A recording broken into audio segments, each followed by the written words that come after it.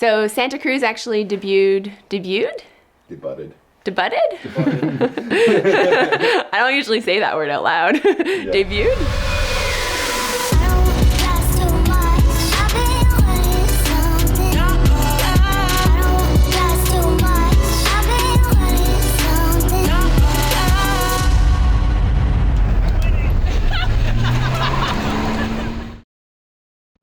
Hey there, I'm Sarah Moore and we're here in Pemberton for the Pinkbike Field Test. And right behind me here is the Juliana Joplin, which the brand says is a little bit country and a little bit rock and roll. And with 120 millimeters of travel rear suspension, 130 millimeters of travel for the fork, we think that the downcountry category is perfect for this bike.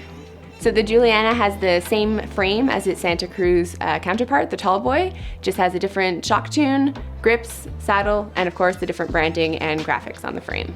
In addition, the Joplin is only available in extra small, small, and medium, while the Tallboy is available in sizes extra small through extra, extra large. A couple of the component highlights on this bike are the RockShox Pike Select, the Fox Float DPS Performance Elite rear shock. It has SRAM G2 brakes and an Nexo-1 drivetrain. It also has reserve carbon wheels. It also has that new VPP lower link suspension design, which you've seen on the Hightower, Bronson, and the Nomad, of course. So a couple of features of this frame, there's internal cable routing. So there's a down tube protector, there's a ribbed chainstay protector, and then there's also a little mud flap so that your shock doesn't get covered in grime from the trail. So we both rode this actually in the short chainstay length, so we rode the chainstays at 430 millimeters. And conveniently, we're very close in weight too, so the suspension actually ended up being very similar, not quite identical, but pretty close.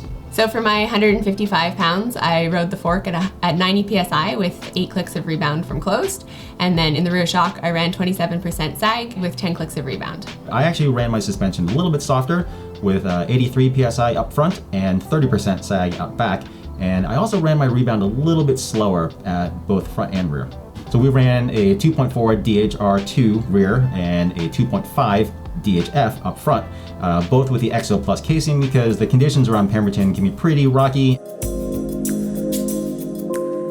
So like a lot of newer bikes out there right now, the Juliana Joplin has a pretty steep seat-tube angle, 76.3 degrees in this case.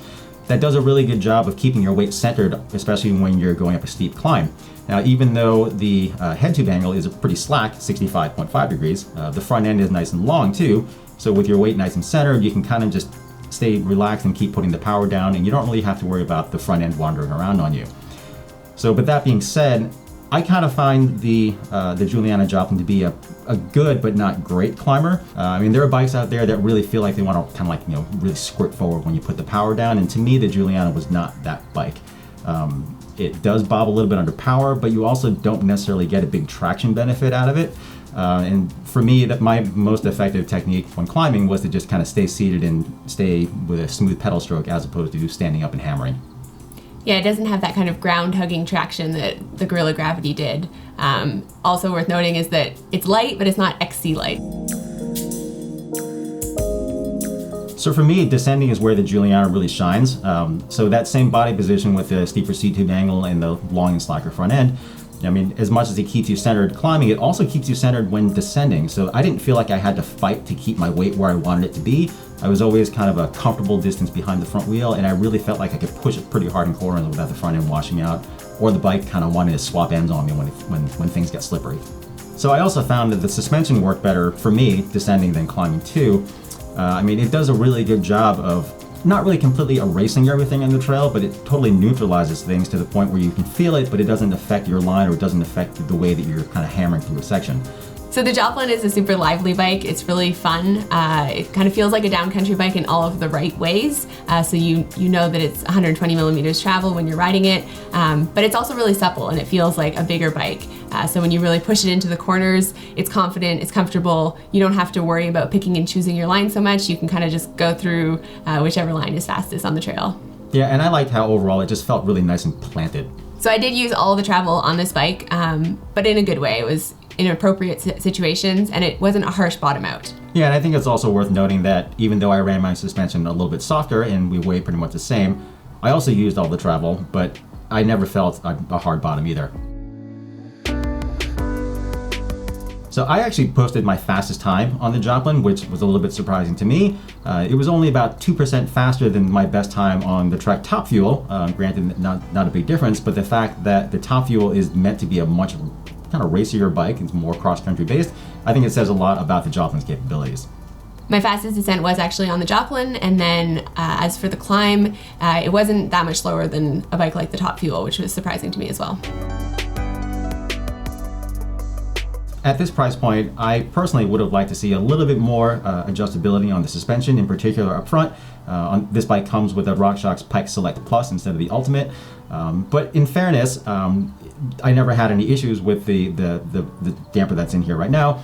And for the price, it's a fair trade for the reserve carbon wheels that you get, because I like the way they feel personally. A lot of people just like having carbon wheels on their bike in general.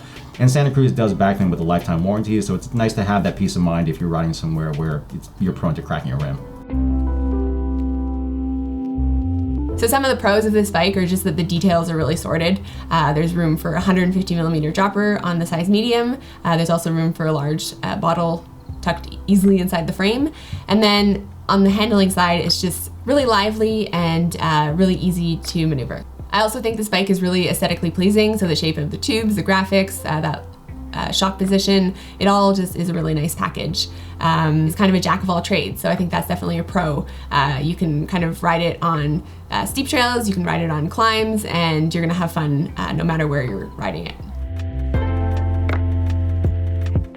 So cons, the bike is, to me, not the most enthusiastic pedaler. It's good, but not great in that respect. And then kind of related to that, because the rear shock placement is so low, the bike does benefit from having a climb switch on it, but it's hard to find, and it's also a really long reach down there. And while it's a jack of all trades for sure, it's also kind of the master of none, as the saying goes. For me, it's a bike that's really good at an awful lot of things, but no single performance aspect really kind of sticks out at me on this thing. So the Joplin is probably the most even-keeled bike in the downcountry category. I might not choose it for a one-day cross-country race where all-out climbing speed is really what wins the race. But for a stage race, something a little bit longer, it would definitely be a good option. It just won't beat up your body as much as a shorter travel bike will. I feel like this bike would be an absolutely great, super safe pick if this is going to be your only one bike for everything. For cross-country racing, for marathon racing, for some gnarlier trails. If you had one bike, this would be great. But to me, if this was going to be like your second shorter travel bike to go along with your bigger, longer travel bike, to me, it's not quite, sharp-edged enough. So that was the Juliana Joplin, or the Santa Cruz Tallboy. Stay tuned for more videos from the Pinkbike Field Test, and we'll also have a downcountry roundtable at the end, so stay tuned for that.